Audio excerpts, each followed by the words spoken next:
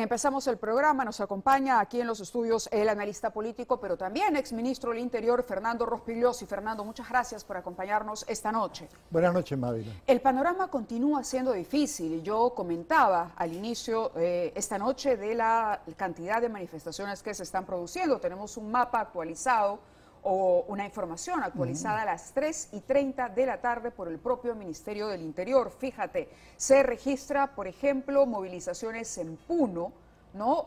Estimaron unas 80 personas, en Cusco 100 personas, en Arequipa 150, en Ica 800 personas, un grupo bastante mayor, en Apurímac 500, luego la información registrada aquí en Lima, por ejemplo, en la Plaza San Martín, en el Cercado de Lima, donde se ha contabilizado también un número importante de personas al punto que la policía intervino con bombas lacrimógenas. ¿Cómo deberíamos interpretar lo que está ocurriendo en las calles desde tu experiencia como analista político, pero también como cabeza del sector interior?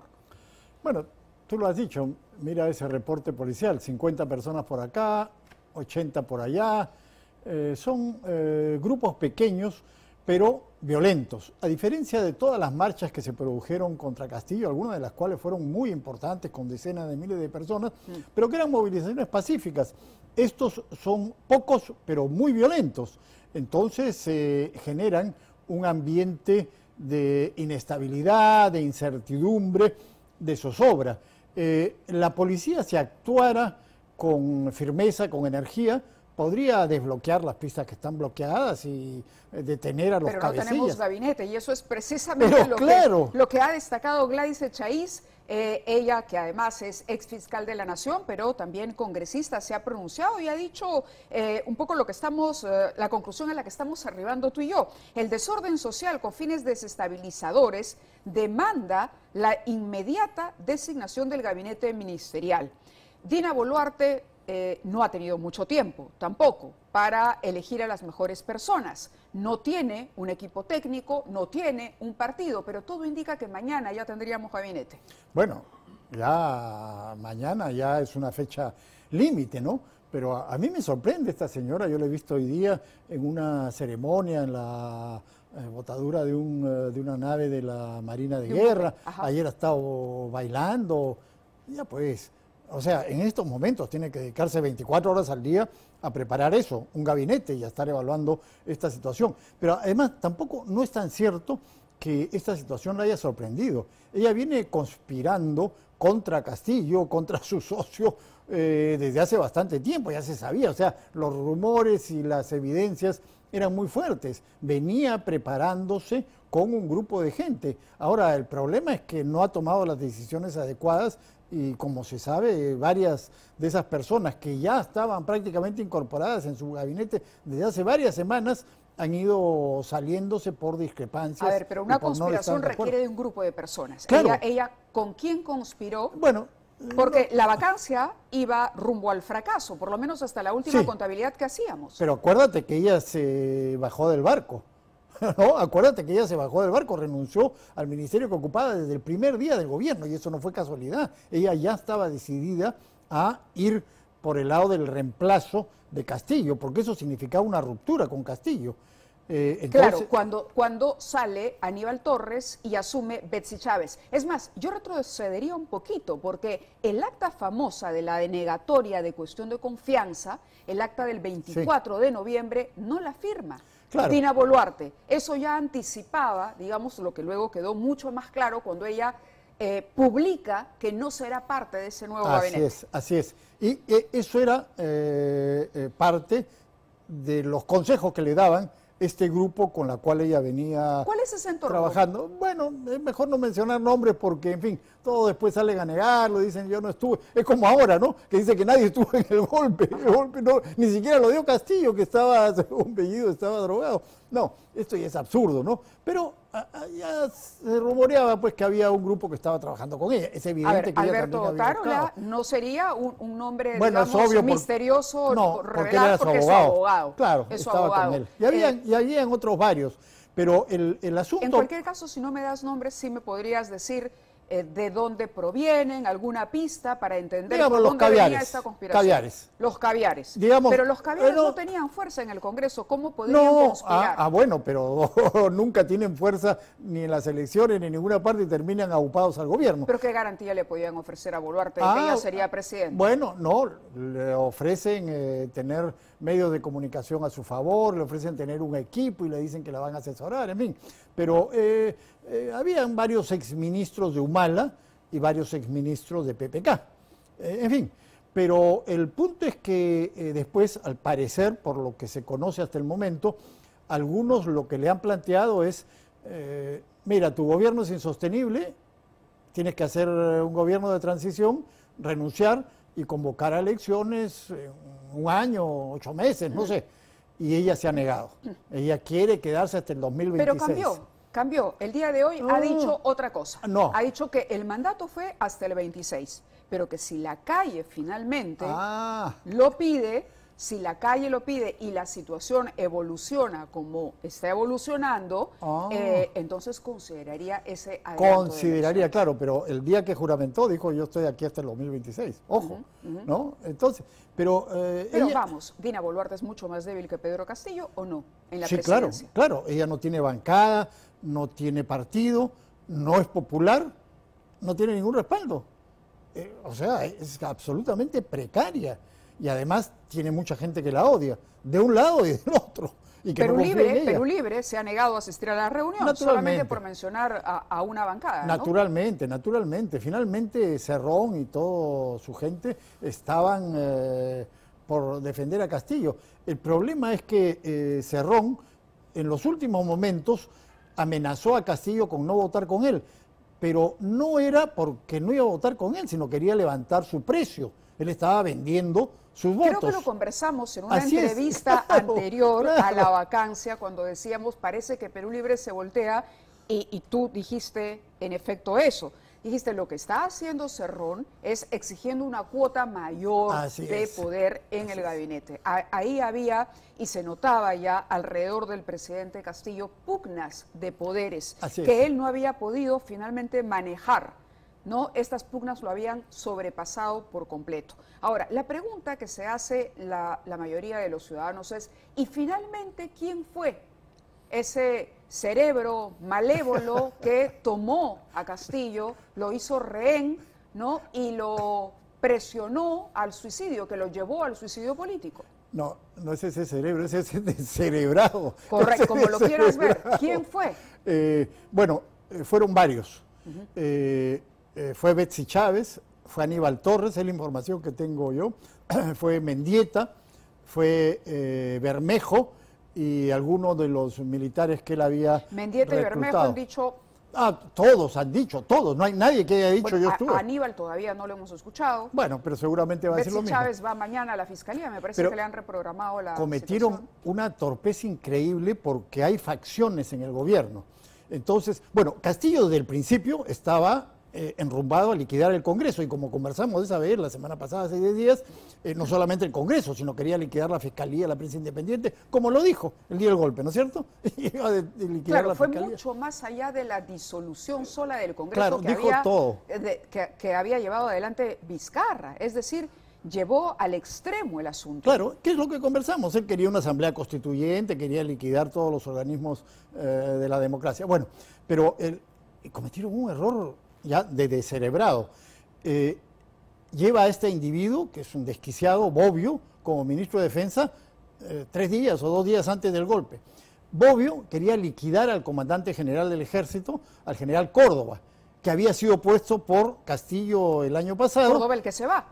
Claro, quería liquidarlo, quería votarlo, Bobbio. Y entonces el día martes, el día anterior al golpe, lo llama a Córdoba y le dice, mira, aquí están las acusaciones contra corrupción, de corrupción que tú tienes y tienes que renunciar si no te las saco. Todas las acusaciones de corrupción. Y lo obliga a Córdoba, que era más o menos, de entre todos los comandantes generales, era el más proclive al gobierno. Bobbio obliga el día martes a Córdoba a renunciar. El día miércoles, Córdoba le dice, a ver, que me lo diga el presidente, van los dos a Palacio, está el registro 7:30 de la mañana hasta 7:40, 10 minutos, y Castillo le dice, sí, Castillo está en la luna de todo. No sé, Porque Bobbio ha dicho otra cosa bueno, públicamente. ha metido pues. Entonces lo obliga a renunciar y aparece la carta de Córdoba y aparece el tuit de la señora de Córdoba que dice que lo han obligado a renunciar. Que eso confirma lo que te estoy diciendo. Ya. 4 horas después, a las 11:45 de la mañana, este individuo anuncia su golpe. ¿Quién es el comandante general del ejército en ese momento? Córdoba, porque no han nombrado el reemplazo y tiene que salir al día siguiente la resolución en el peruano y entrar el reemplazo. El mando nunca muere. Córdoba sigue siendo en el momento del golpe el comandante general del ejército. ¿Tú crees que Córdoba iba a respaldar al que 4 horas antes lo había votado? ¿Cómo pueden ser tan brutos que lo votan? Y no nombran, claro, y no consideran la línea de mando. Pero vamos, Bobbio no sabía eso. ¿Cómo que Bobbio no sabía? Que si sacaba a Córdoba tenía inmediatamente que ver al sucesor. Sí, pero no podía, pues en todo caso tenía que ser al día siguiente cuando saliera la resolución. Ajá. Pero eso muestra la descoordinación entre el grupo de Betsy Chávez, Aníbal Torres y Mendieta y esta gente y el militar que recién se acababa de incorporar el día anterior o 2 días antes al gabinete. Ahora, Bobbio ha estado cuando se ha transmitido el mensaje. O sea, aquí no puede decir que yo no sabía nada, como están diciendo todos ahora. Sí, sí, sí. Ya, pero eso te muestra la incompetencia, la ineptitud de esta gente, porque estaba claro que el jefe de la Marina, el jefe de la Fuerza Aérea y el presidente del Comando Conjunto no estaban con ellos. Al único que más o menos tenían a su lado era el comandante del ejército y lo votan 4 horas antes del golpe. Hay que ser muy bestia pues para hacer eso. Realmente. ¿Fue una torpeza o hubo algún tipo de premeditación, trampa? No. ¿Fue Bobbio de pronto un topo que funcionó como se acusó en su momento a Mariano González? No. Fue torpeza, pero los otros, Betsy y Aníbal, que también son muy torpes, estaban decididos ya ese día a dar el golpe, porque en la tarde venía la votación en el Congreso. Todos los congresistas, con lo que he hablado por lo menos, dicen que no habían los votos, no habían los 87. No habían los votos, claro que no lo había. Y además dan un golpe a las 11:45 de la mañana. ¿Has visto alguna vez un golpe que se deja al mediodía? Jamás. Los golpes siempre son en la noche para sorprender al adversario, ¿no es cierto? Impresionante. No, es impresionante la torpeza, pero ahora quieren zafarse todos y decir yo no fui. Mentiras, estuvieron metidos. Uno de los que ha salido, y los que sale hoy día a decir yo no sabía nada, yo renuncié porque soy un demócrata, desde hace varias semanas le venía diciendo, no voy a decir el nombre, le venía diciendo a sus allegados y a personas que conocía, antes de Navidad cerramos el Congreso. Y hoy día ese individuo sale en la televisión y dice, yo renuncié porque soy un demócrata y no podía tenerme a esto. Le venía diciendo a todo el mundo. ¿Parte del que es miembro del gabinete? Sí, claro. Okay. Vamos a cerrar el Congreso antes de Navidad. Se lo decía a todo el mundo. Ajá. O sea, no es que todos estuvieran en el día, en la hora, en el discurso, pero que estaban en que iban a cerrar el Congreso sin ninguna duda. De acuerdo. Tenemos una nota que me gustaría comentar contigo, una nota de información, la número 765, si la ponemos en pantalla, que tiene información interesante. Dice, nota informativa que cuenta lo siguiente. A ver, arribo del señor Guillermo Bermejo Rojas, congresista de la República, a la ciudad de Ica. Dice, ¿qué dice esta nota? A ver, el jefe de la unidad de seguridad,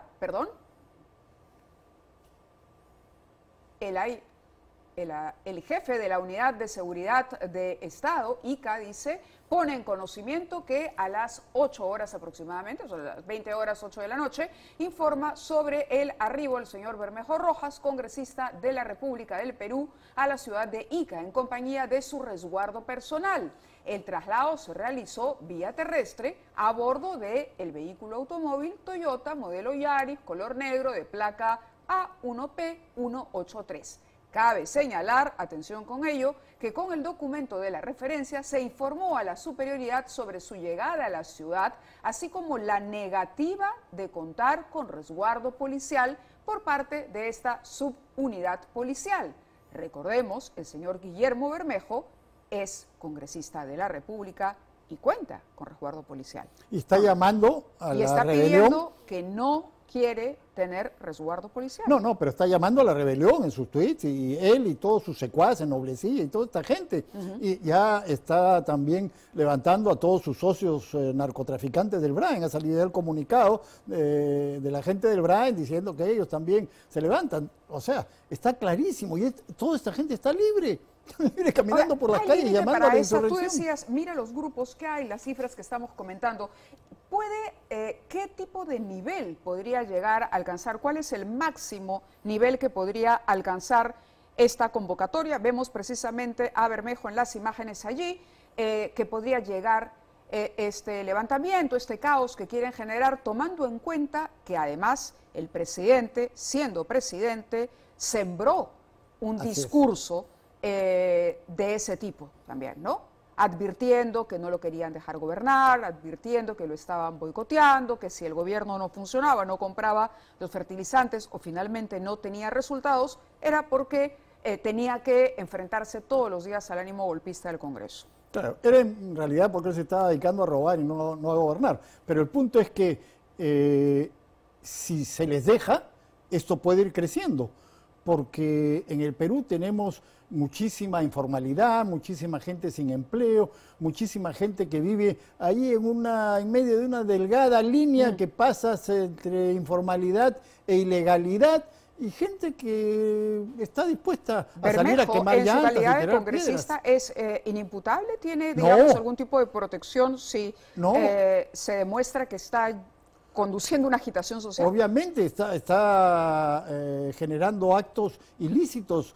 Pueden detenerlo en flagrancia y el Congreso sí tiene que autorizar que ya le levanten la inmunidad y que lo pongan aquí precisamente a disposición de la justicia. Estoy compartiendo, atención con el switcher, estoy compartiendo una información que me acaban de alcanzar, es un comunicado de la policía y dice: se suspende vacaciones, permisos de todo el personal de la institución y se declara alerta por inminencia de manifestaciones y marchas que piden cierre del Congreso y la convocatoria de nuevas elecciones. Esto lo está haciendo el alto mando policial al margen de que se haya designado o no a un ministro. Bueno, tiene que hacerlo, ¿no? Tiene que cumplir con su deber, pero están atados de manos también. Porque imagínate los mandos policiales y los policías que están ahí enfrentando a la turba que los apedrea, si mañana, como es de suponer, le ponen un ministro caviar que después lo va a denunciar a los policías. ¿Y crees que eso va a pasar? Yo creo que es lo más probable, no es seguro, pero es lo más probable. Pero me temo que eso vaya a ser así. Acuérdate de lo que ocurrió con Merino y con Sagasti. Llegó Sagasti y esta gente, los caviares, acusaron a la policía sin prueba alguna de la muerte de estos dos delincuentes juveniles en esa manifestación. Bien. Acusaron a la policía. Por supuesto, los policías tienen temor a hacer uso de la fuerza cuando son atacados por estos violentos, porque después ellos pueden terminar pagando los platos rotos. Vamos en vivo, me dicen que tenemos información importante desde Fiscalía, ¿es correcto? Estoy en la Fiscalía. Marlo Rojas tiene información desde allí, nos cuenta qué es lo que ha ocurrido. Hay varios personajes integrantes del ex gabinete de Betsy Chávez que han desfilado por ahí y otros personajes también que todavía continúan acercándose. Marlo, contigo.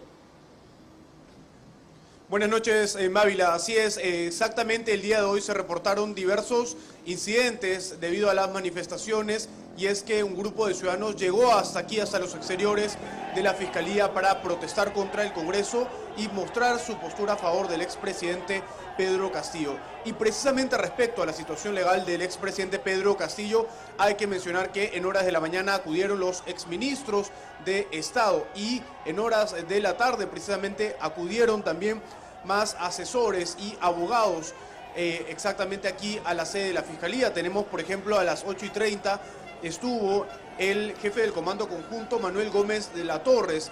A las 9 estuvo José Palomino Manchego y a las 10 llegó Raúl Noblecilla. Posteriormente también están citados Benji Espinosa y Eduardo Pachas. Nosotros vamos a dar cuenta a continuación de las declaraciones del abogado y asesor Raúl Noblecilla.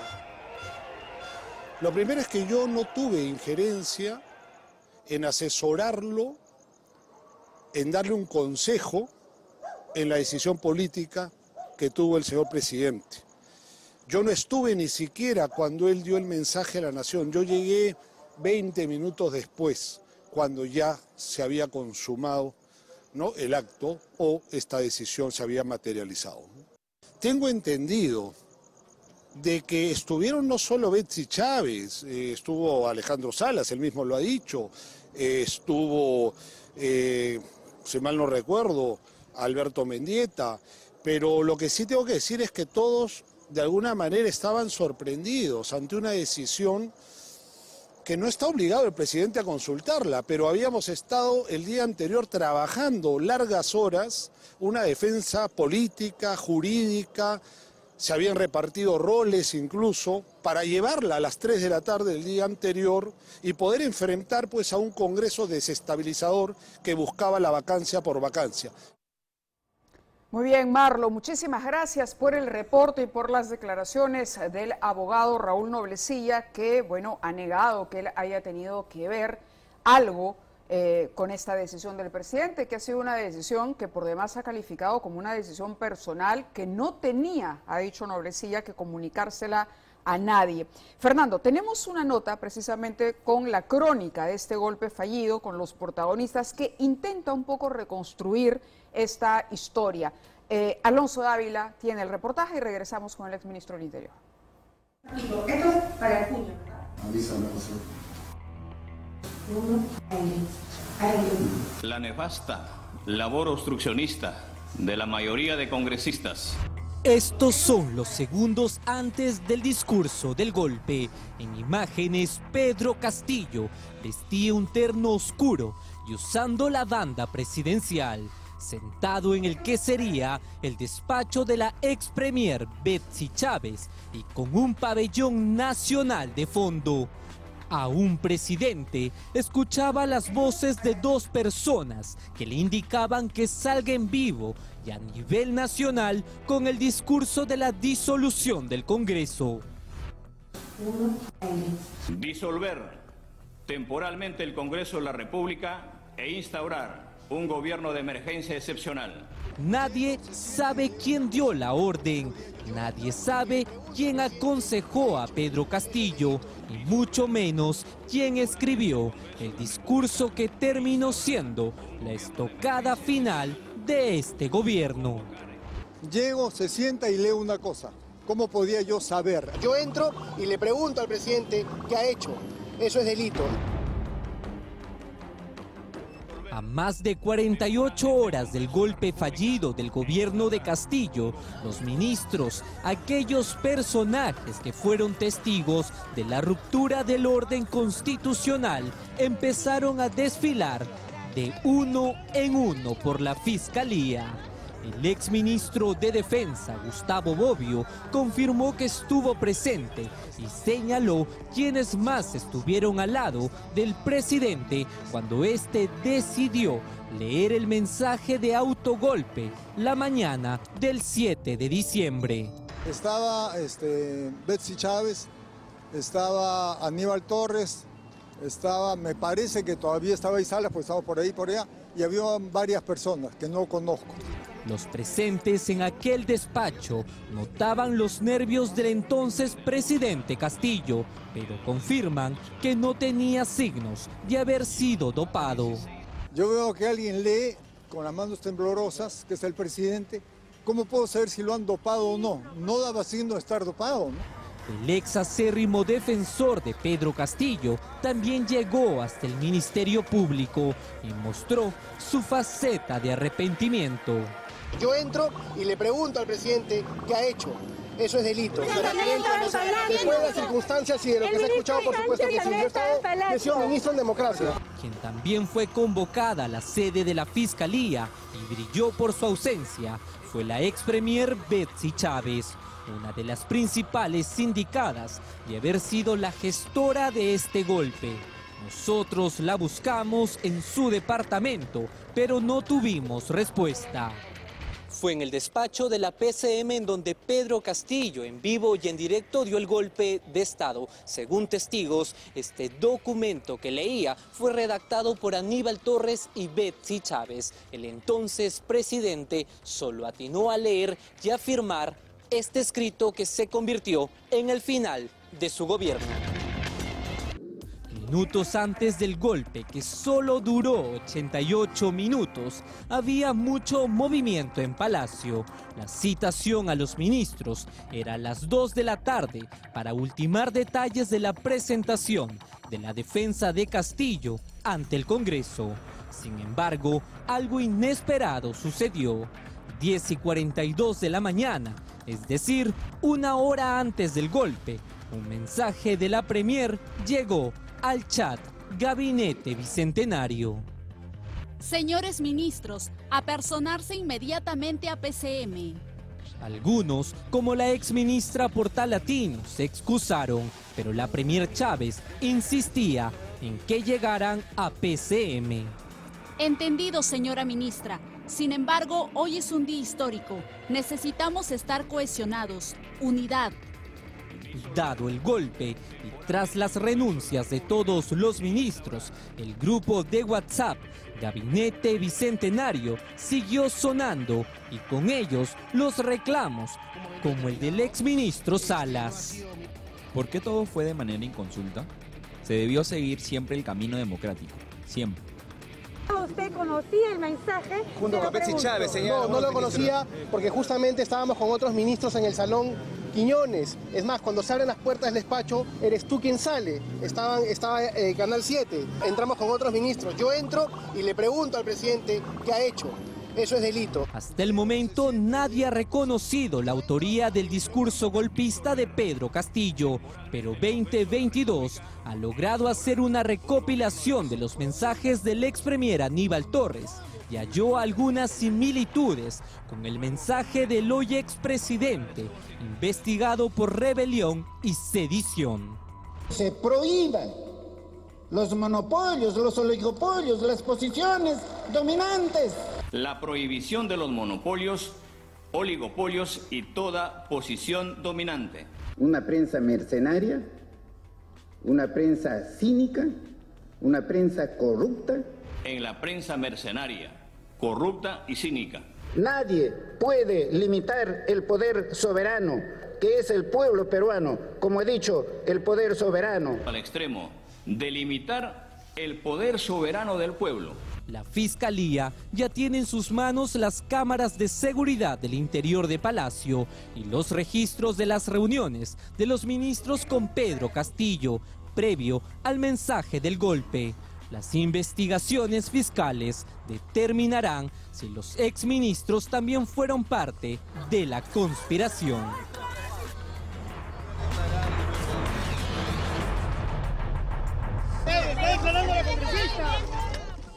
Muy bien, comentario de Fernando Rospigliosi aquí, luego de ver la nota.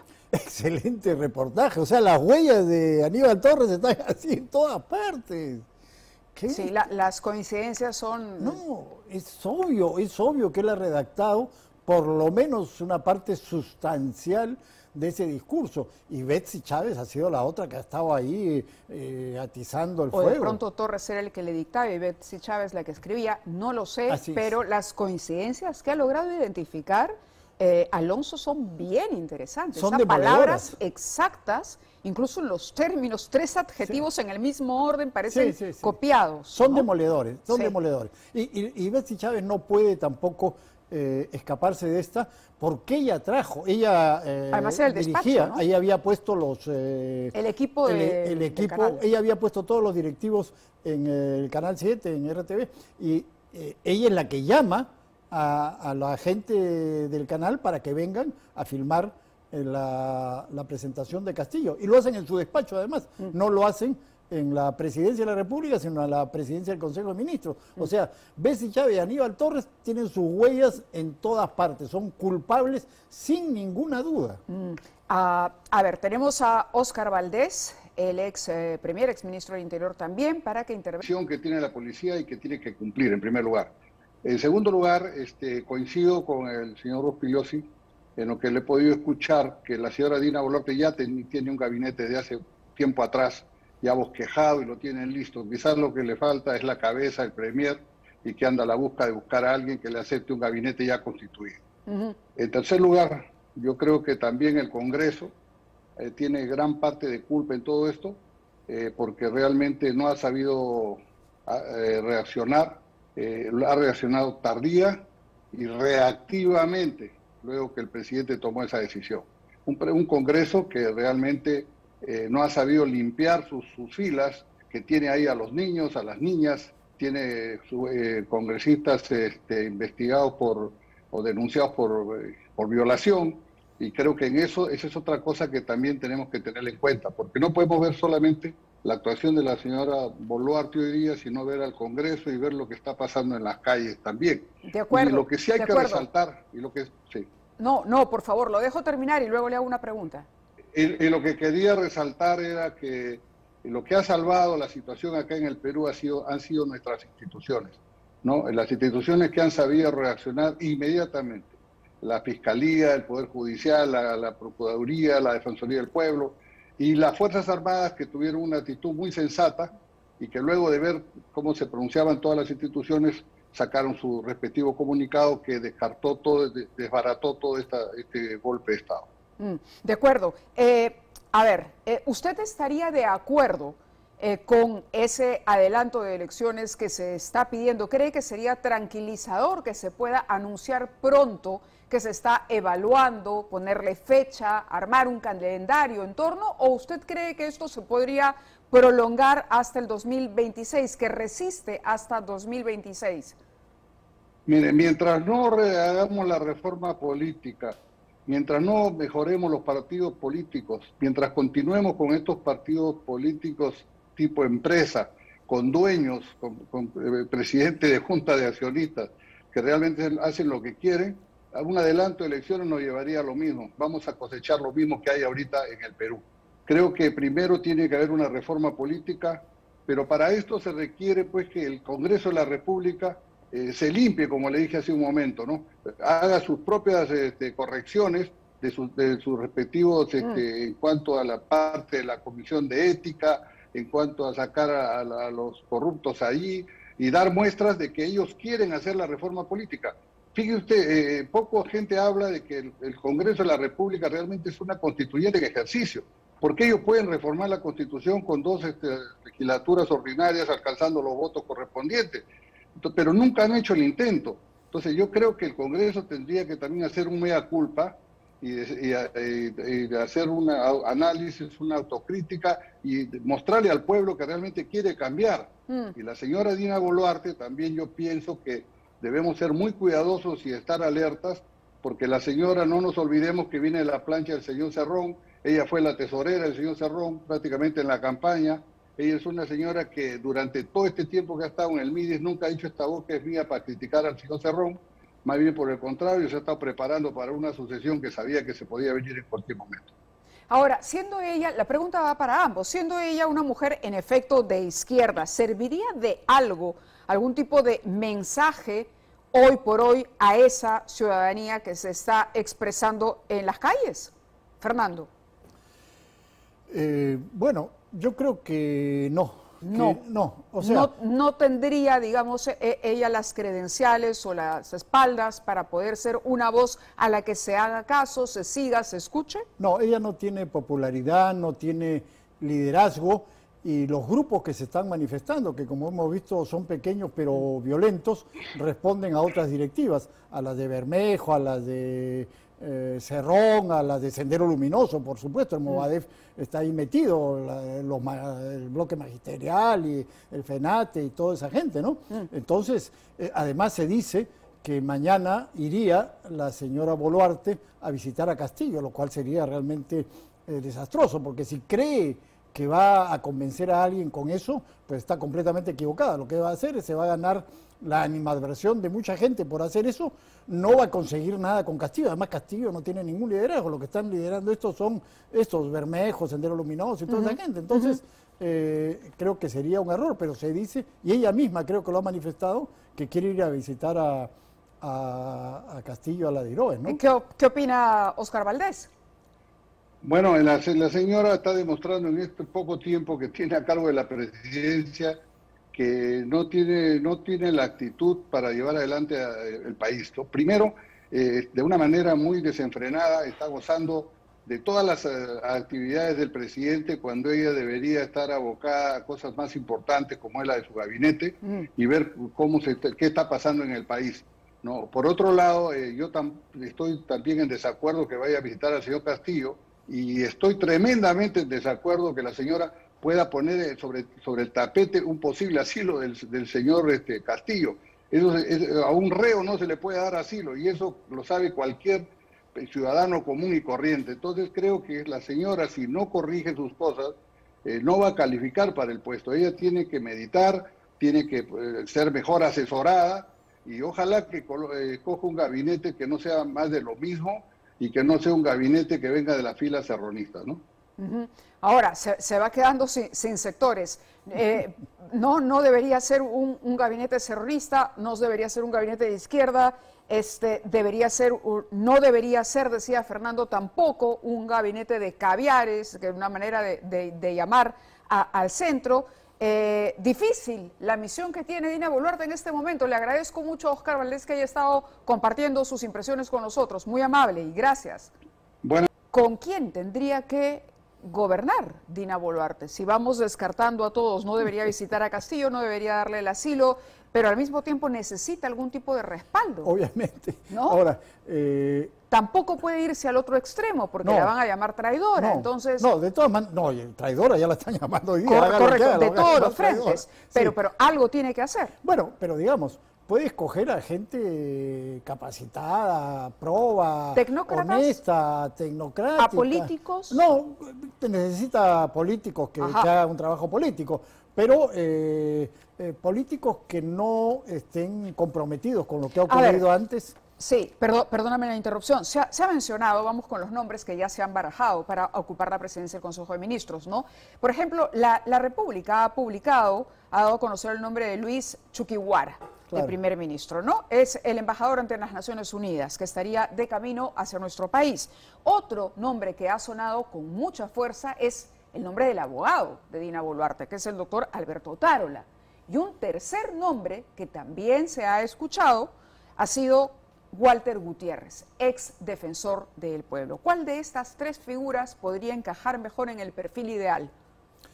Digamos, el de Walter Gutiérrez probablemente, que ha sido defensor del pueblo, no es un hombre partidarizado, y Chuquiguara ha estado fuera del país mucho tiempo. No sé si tendrá conocimiento y manejo político suficiente como para asumir un cargo tan importante como ese. ¿Pero le serviría en Cancillería, por ejemplo?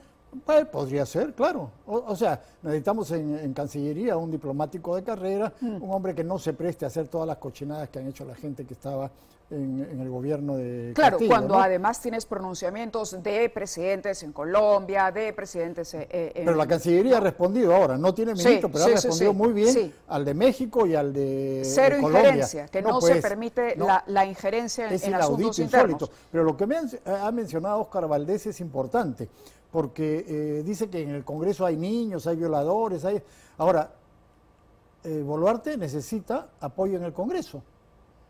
Y todos estos niños violadores, sinvergüenzas, rateros, ¿qué van a hacer? A pedirle prebendas. ¿Y qué va a hacer ahí Boluarte? Ahí hay un problema. Ayer Alejandro Muñante, tercer vicepresidente, nos decía también en un momento de la pausa en el programa, él decía que es la intención, por lo menos de un sector amplio de congresistas, empezar con esa tarea. Es lo que tocaría. Limpiar. Limpiar. Obviamente. Tiene razón Valdés en esto. Tienen que limpiar antes porque de lo contrario esto se va a volver inmanejable. Entonces Boluarte tiene que tener un apoyo congresal, pero ¿y qué se lo van a dar? ¿Gratis? ¿A cambio de qué? Entonces ahí viene el problema.